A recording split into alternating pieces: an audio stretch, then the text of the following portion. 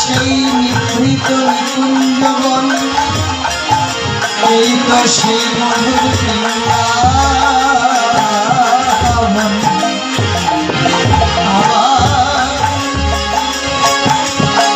সহচর ভক্তজনের বদন দেখিয়া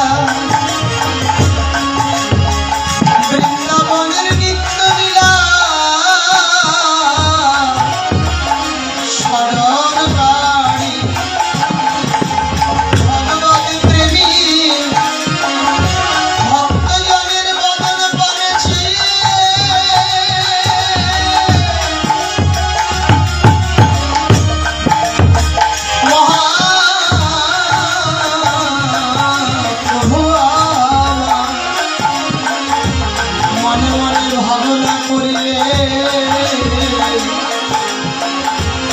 এরাই তো সে গোপী যারা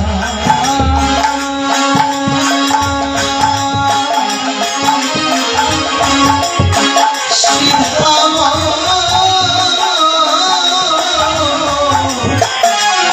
বৃন্দাবনে আমার প্রাণ বল্লভ গোবিন্দকে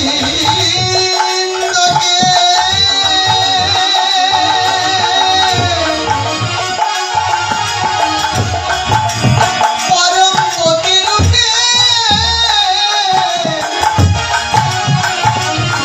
লাভ করিবার জন্য যারা নিজ নিজ দেহ ধর্ম বৈদিক ধর্ম লোক ধর্ম সমাজ ধর্ম পাতিব্রত ধর্ম ত্যাগ করিয়া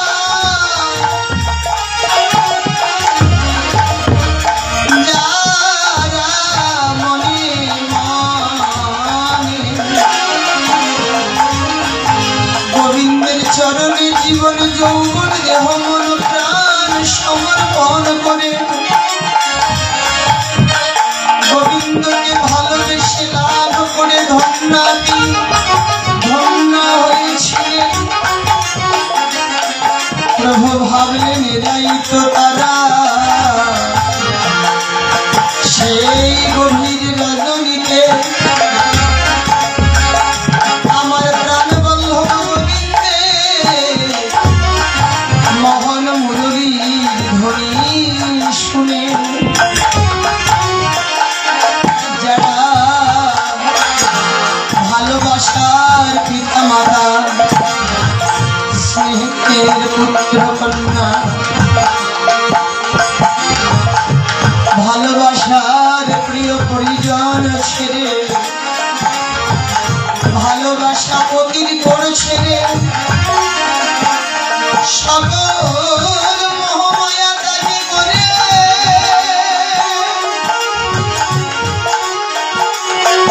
গোবিন্দের বাঁশির ধ্বনি অনুসারে এলো ভেলো মাধুরীর বেশে নিকুঞ্জ কাননের পথে ছুটেছিলেন। গোবিন্দকে পাওয়ার ভাগ্য লাভ করেছিলেন। প্রভু ভাবলে আজ রাই তো তারা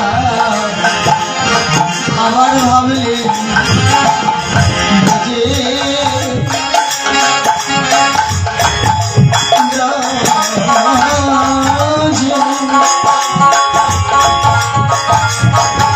যাদের ছিল না কোন প্রকারের আত্মকেন্দ্রিক সুখ, ইন্দ্রিয় চরিতার্থ সুখ, যারা আমার গোবিন্দকে সুখে দুঃখে ভালোবেসেছিলেন, যারা গোবিন্দ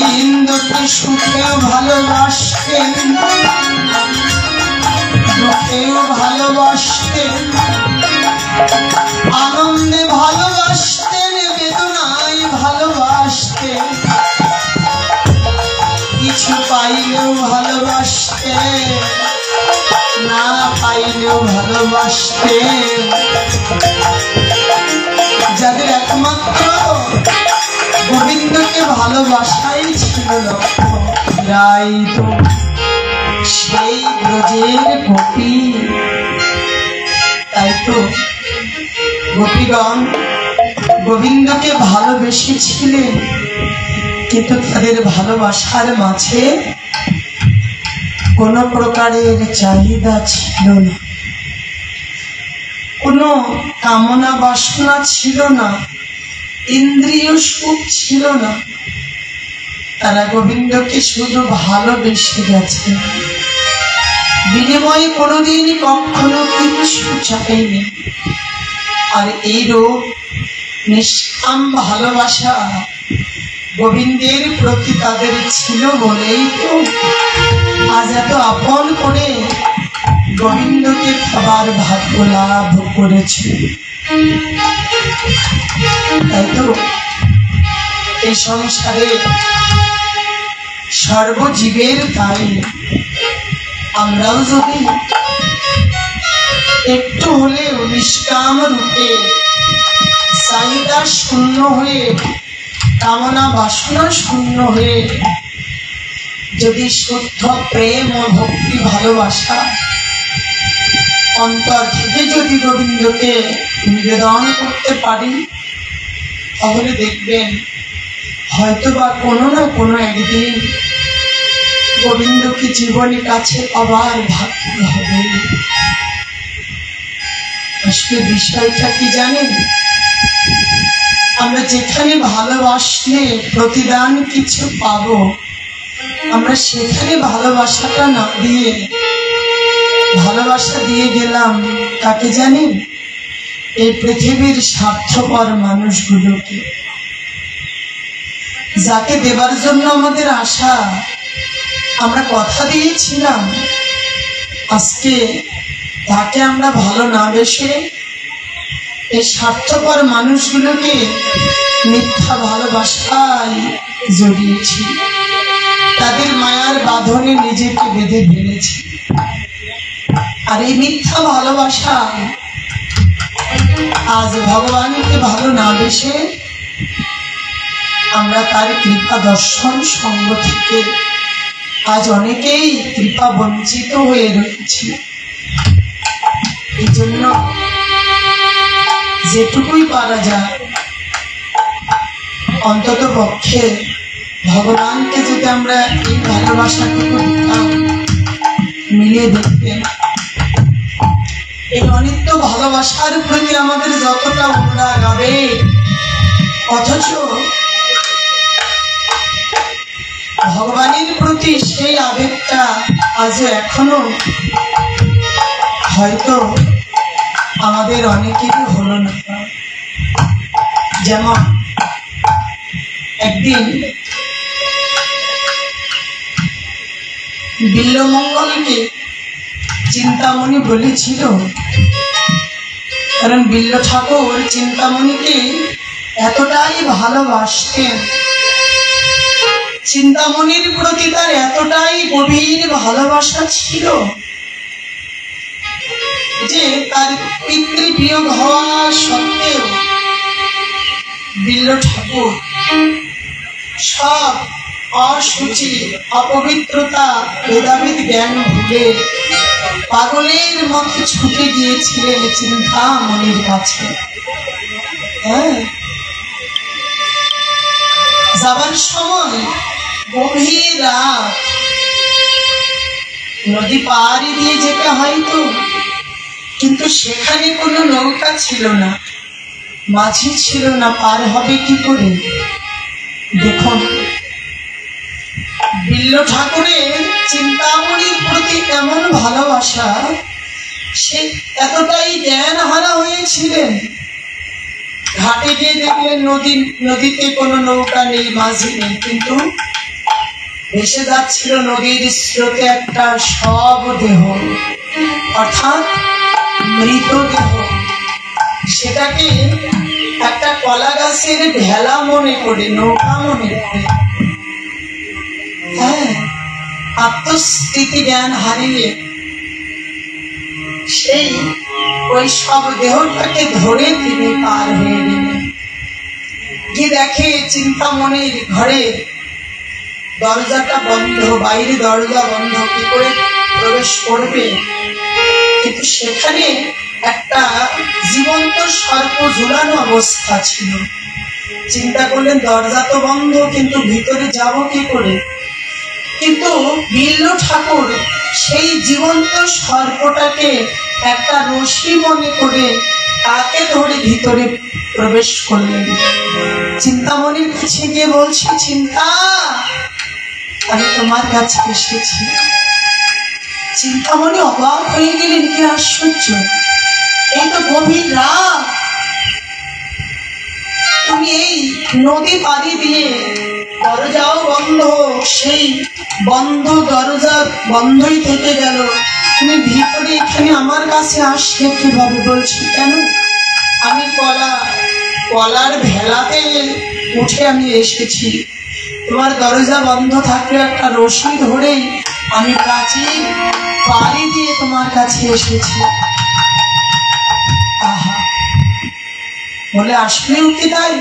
কিন্তু তার সমস্ত দেহটা দুর্গন্ধ, সব দেহ অর্থাৎ মৃতদেহটা পচে খসে নষ্ট হয়ে গেছে, আর সেখানে উঠে তো তিনি পার হয়েছেন। সেই মৃতদেহের গন্ধটা বিল্ল ঠাকুরের গায়ে লেগে আছে। কিন্তু পরীক্ষা করে দেখা হলো যে সব দেহটা ছিল, কলার ভেলা ছিল না, তার প্রাচীরে ঝুলন্ত অবস্থায় রশি ছিল না, একটি সর্প ছিল। চিন্তামণি বললেন, বিল্ল ঠাকুর, অবিল্ল ঠাকুর, আমার প্রতি তোমার যে এত অনুরাগ, আমার প্রতি যে তোমার এত আবেগ, আমাকে পাওয়ার জন্য তুমি সমস্ত অপবিত্রতা জ্ঞান ভুলে, আত্মস্মৃতি জ্ঞান হারিয়ে এই যে তুমি পাগলের মতো আমাকে পাওয়ার জন্য ছুটে আসছো, তোমার এই রূপ অনুরাগ দেখে, আবেগ দেখে আমার কি মনে হচ্ছে জানো ঠাকুর, আমাকে তুমি যে ভালোবাসাটা দিয়েছ, এইরূপ কিঞ্চিত ভালোবাসা যদি তুমি আমার পরমেশ্বর ভগবানকে দিতে পারতে, যে আবেগটা তুমি আমার প্রতি রেখেছো, যে আবেগে সব জ্ঞান হারা হয়ে তুমি ছুটে আমার কাছে এসেছো, এর এতটুকু কিঞ্চিত ভালোবাসা আমার মনে হয় তুমি যদি গোবিন্দকে দিতে পারতে। এতদিন এতকাল ঠাকুর তোমার জীবনে ভগবানকে পাওয়ার ভাগ্য হয়েছে।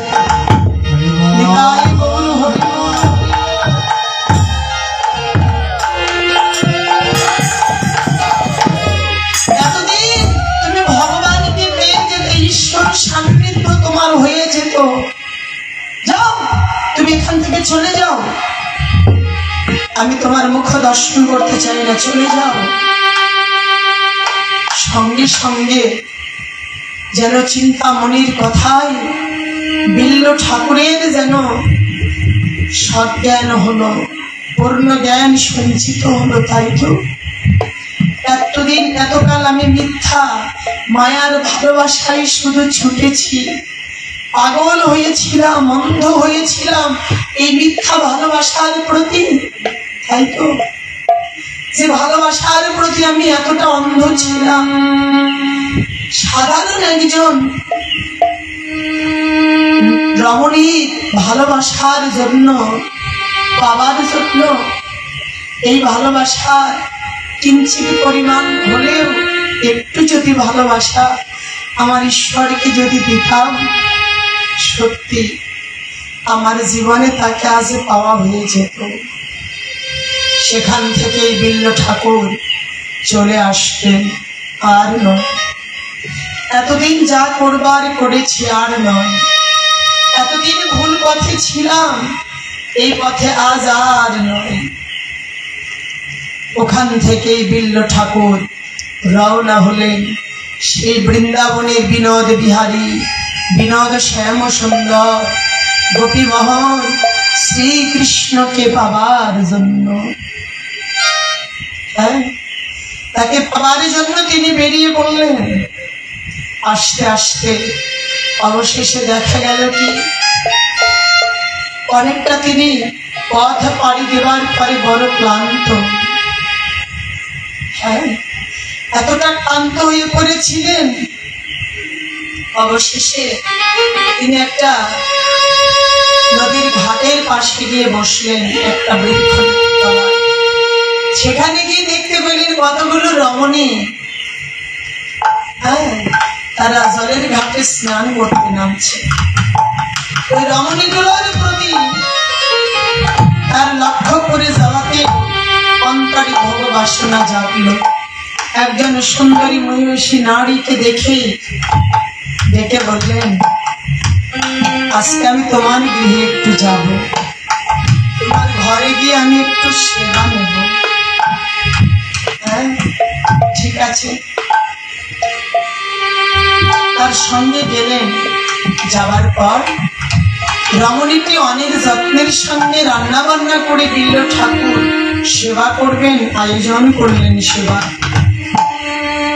আয়োজনে প্রস্তুত, ভোজনে বসবেন।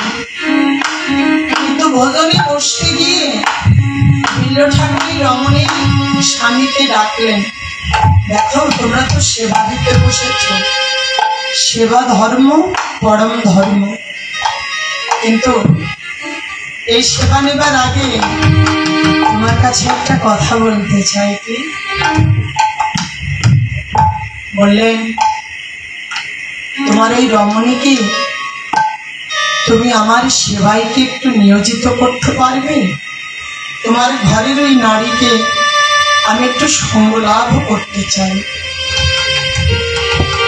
দেখুন, ভোগ বাসনাটা এমন একটা বস্তু, সহজে উঠতে চাই।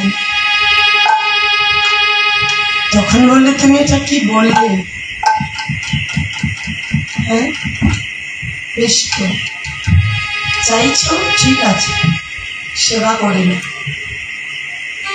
সেবা নিলেন, কিন্তু রমণীকে এসে বললেন, দেখুন, আজকে আমরা আপনাকে অনেক শ্রদ্ধার সঙ্গে বৈষ্ণব জ্ঞানে গৃহে এনে সেবার আয়োজন করেছি, কিন্তু এই দেহটা আমার পতির কাছে অর্পিত। এটা তো একজনের ভোগের দেহ, সেটা তুমি কি করে গ্রহণ করতে চাও? কি করে চাও? তাতে যে কত অপরাধ অধর্ম লুকে আছে, সেটা কি তুমি বোঝো না? দেখো, তুমি সাধারণ কামিনী কাঞ্চনের প্রতি তোমার এত লোক, ভাবিতেও আমার লজ্জা হচ্ছে। এই অনুরাগটা তোমার ভগবানের প্রতি কবে হবে? যদি হইতো তাহলে তোমার ঈশ্বর সান্নিধ্য লাভ হয়ে যেত। আহা, এই কথাটি শোনার পরে দেখা গেল কি বিল্ল ঠাকুরের সেখানে যেন আর এক চৈতন্য জ্ঞান সঞ্চিত হলো। ছি, তাই তো, সারা জনম ধরে আমি একই করে গেলাম। সঙ্গে সঙ্গে চিন্তা করলেন, আমার মনটাও ভালো না, আমার চোখ দুটোও ভালো না। সব সময় এই ভোগ বিলাসের প্রতি শুধু আমার মন, আমার চোখ, এটা শুধু লালায়িত না। আমি এই চোখ দুটোই আর রাখবো না। এই জগতের ভালো মন্দ এ কিছু আমি আর দেখতে চাই না, কোনো কিছুর প্রতি আর বিভাসিত হতে চাই না। সঙ্গে সঙ্গে ওই নারীর কপালে ছিল, তার খোপায় ছিল কি একটা ক্রোশ। আগেকার দিনে কিন্তু সেটা ছিল, কাটা ছিল, রূপোর কাটা। আগেকার দিনে আমাদের মা মাসিরা ব্যবহার করতেন, তাই না, রূপোর কাটা। এখন তো অনেক কিছু নেমে গেছে। ওই দিন তারা যা ব্যবহার করতেন সেগুলো তো আজকাল আর নেই। তাই খোপা থেকে ওই রূপোর কাঠাটা বের করে নিয়ে বিল্ল ঠাকুর দুই চোখে বসিয়ে দিল। ঠাকুর, তুমি এটি করলে? বলে, এটি আমার উচিত ছিল, আমার চোখ দুটো একবারেই ভালো না, আমার চোখ দুটো খারাপ, তাই আমার এই চোখ দুটোকে আমি আগে অন্ধ করে নিয়েছি। আমি পৃথিবীর ভালো কিছু দেখতে গিয়ে শুধু আমার এই চোখ দুটো মন্দ কিছু দেখে, সব কিছুর প্রতি লালায়িত হয়ে পড়ে, তাই আমি এই চোখ দুটোই আর রাখবো না। ওখান থেকে আবার বিল্ল ঠাকুর রওনা হলেন ব্রজধাম, বৃন্দাবন ধাম, সেই ব্রজেন্দ্র নন্দন শ্রীকৃষ্ণকে আবার উদ্দেশ্য নিয়ে সব ভোগ বাসনা ভুলে চলছেন। দীর্ঘ ঘন পথ চলতে চলতে ঠাকুর বড় ক্লান্ত হয়ে পড়লেন। অনাহারে উপবাসে তার দিন চলে যাচ্ছে। পথের প্রান্তে গিয়ে একটা বৃক্ষতলে বসে বসে ভাবছে, হে ঈশ্বর, হে প্রাণের দেবতা, আমার ভাগ্যে হাত আর হয়তো কোনোদিন কখনোই তোমার দর্শন মিলবে না, আমি হয়তো আর কোনোদিন তোমার দেখা সঙ্গ পাবো না।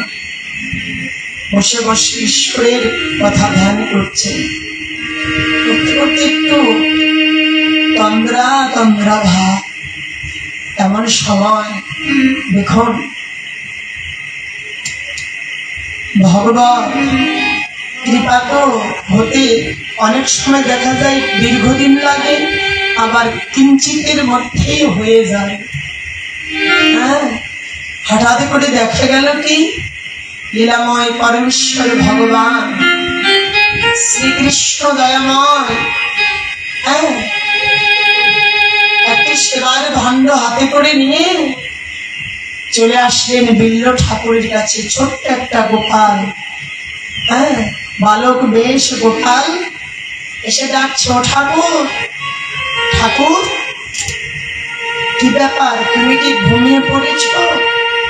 জাগো, এই দেখো আমি তোমার জন্য সেবার বস্তু এনেছি, নাও, তুমি তো ভীষণ ক্ষুধার্ত, আমি তোমার সেবার জন্য কিছু এনেছি, তুমি গ্রহণ করো, সেবা করো। কে? আর তো চোখে দেখতে পারে না, অন্ধ হয়ে গেছে তো। কে এমন মধুর শরীর আমাকে কে নাম ধরে ধরে ডাকছে? কে গো? বলছে, আরে আমি যে কেউ হই না কেন, আমি তোমার সেবার জন্য কিছু এনেছি, তুমি গ্রহণ করো। বা তখন বলছেন, আমি তো চোখে দেখতে পারি না, পাত্রটা তুমি আমাকে হাতে তুলে দাও। বলছি, আমি হাতে দিচ্ছি তো, তুমি সেবা করে নাও, আমি পরে এসে পাত্রটা নিয়ে যাব। ভীষণ চতুর্থ বলছে, দেখো আমি তো দেখতে পাচ্ছি না, তুমি ভোজন পাত্রটি, সেবার পাত্রটি কোথায় রাখলে, আমার হাতে একটু তুলে দাও। আসলে কি জানেন, বাইরের চোখ দুটো অন্ধ হলে কি হবে, কিন্তু জ্ঞান চক্ষুটা তার প্রকাশিত, সে ঠিক বুঝতেই পেরেছে আজ আমার প্রভু দয়াময় ভালোবেসে কৃপা করে আমাকে দেখা দেবার জন্য এসেছে। বলছে, যে ও বালক, আমি যে ক্ষুধার্ত, আমি যে অনাহারে উপবাসে আছি, সেটা তোমাকে কে বলে দিল? বললে, দেখো এত প্রশ্ন করো না, তুমি ক্ষুধার্ত বলেই তো আমি তোমার সেবায় বস্তু এনেছি, গ্রহণ করে নাও। বলছে, আমার হাতে তুলে দাও। যখনই ভাণ্ডটা হাতে তুলে দিতে গিয়েছে, অমনি খপ করে হাতখানি টেনে ধরেছে। হাতখানি টেনে ধরেই বলছেন, আর আমি তোমাকে ছাড়ছি না। তখন ওই বালক কৃষ্ণ গোপাল বলছিস, তুমি আমার হাত ছেড়ে দাও, আমার হাত ছেড়ে দাও, আমাকে ব্যথা লাগছে, আমি ব্যথা পাচ্ছি, আমায় ছেড়ে দাও, ছেড়ে দাও। আসলে ব্যথাটা সত্যিকার অর্থে সে পায়নি, কিন্তু ছুটে যাওয়া দিয়ে তো কথা। হ্যাঁ, ছেড়ে দাও, ছেড়ে দাও বলতে বলতে তিনি অনেক কষ্টে বিল্ল ঠাকুরের হাত থেকে নিজের হাতটা ছাড়িয়ে নিলেন। বিল্ল ঠাকুর বলছে, ও ও প্রভু, তুমি আমার বাইরের হাত থেকে নিজেকে ছাড়িয়ে নিতে যেতে পারো, কিন্তু তুমি আমার অন্তর থেকে তো পালিয়ে যেতে পারবে না। তুমি বাইরে থেকে গেলে পালিয়ে গেলে যেতে পারো, কিন্তু ও ঠাকুর, আমি তোমাকে আমার মনে আমার প্রেমের ডোরে আমি তোমাকে বেঁধেছি, তুমি এখান থেকে কেমন করে পালাবে বলো? তুমি আমার হাত থেকে গেছো, কিন্তু অন্তর থেকে তো তুমি যেতে পারবে না। এই তো মিলে গেল বিল্ল ঠাকুরের জীবনে ভগবত দর্শন। এই জন্য মারে একটা সময় দেখা গেল কি, চিন্তামণি একটা কথাতেই বিল্ল ঠাকুরের পূর্ণ জ্ঞান হলো, এবং সেই জ্ঞানের অধিকারীতে এসে বিল্ল ঠাকুর শ্রী ভগবানের সেই ভুবন ভুলানো রূপ দর্শন এবং সঙ্গ কৃপা পাবার ভাগ্য লাভ করে ধন্য। এই জন্যই সংসারে মানে আমরা মিথ্যা মায়ার ভালোবাসার পিছনে শুধু ছুটে গেলাম, মিথ্যা ভালোবাসার পিছনে আমরা ছুটতে ছুটতে আজ বড় ক্লান্ত, কিন্তু ভগবানকে সেই ভালোবাসাটুকু আজও এখনো এ পর্যন্ত দেবার ভাগ্য হলো। এই জন্য শাস্ত্র বলে, জগৎবাসী তোমরা এই মিথ্যে মায়ার বাঁধনে নিজেকে না জড়িয়ে, মিথ্যা ভালোবাসার পিছনে ছুটাছুটি না করে, যদি পারো অন্তর থেকে একটু হলেও তোমরা লীলাময় ভগবানকে ভালোবাসার অভ্যাস গড়ে তোলো। তাকে তোমরা একটু করে ভালোবাসতে শেখো, একটু একটু করে তাকে ভালোবেসে যাও, দেখবে একদিন না একদিন তাকে ভালোবেসে আপন করে কাছে পাওয়ার ভাগ্য তোমাদের হবে। তাই যারা ব্রজের ব্রজগোপী, যারা ব্রজের ব্রজজন, হ্যাঁ রাধারানী গোপিনীগণ সখিনীগণ, এরা গোবিন্দকে ভালোবেসেছিল। জানেন, এদের ভালোবাসার মধ্যে কোনো কাম কামনা ছিল না, এদের ভালোবাসাটা ছিল শুদ্ধ নিষ্কাম। এদের ভালোবাসার মধ্যে ছিল আমার গোবিন্দের সুর, তাই তারা এত আপন করে গোবিন্দকে পেয়েছিল। মহাপ্রভু ভাবলেন এরাই তো সে, তাহলে আর আমার ভাবনা কেন? আজ আমি এদেরকেই নিয়ে এই গঙ্গার কুলে আমি রাস বিলাস করব। এবার বাকি রইল আরেকজন, কে গো? তিনি বৃন্দাবনের রাসলীলার প্রধানা নায়িকা শিরোমণি রাধারানী। কিন্তু রাধারানী তো নবদ্বীপে নেই, তাই গৌর হরি ভাবাবেশে ডাকতে লাগলেন তাকে, ও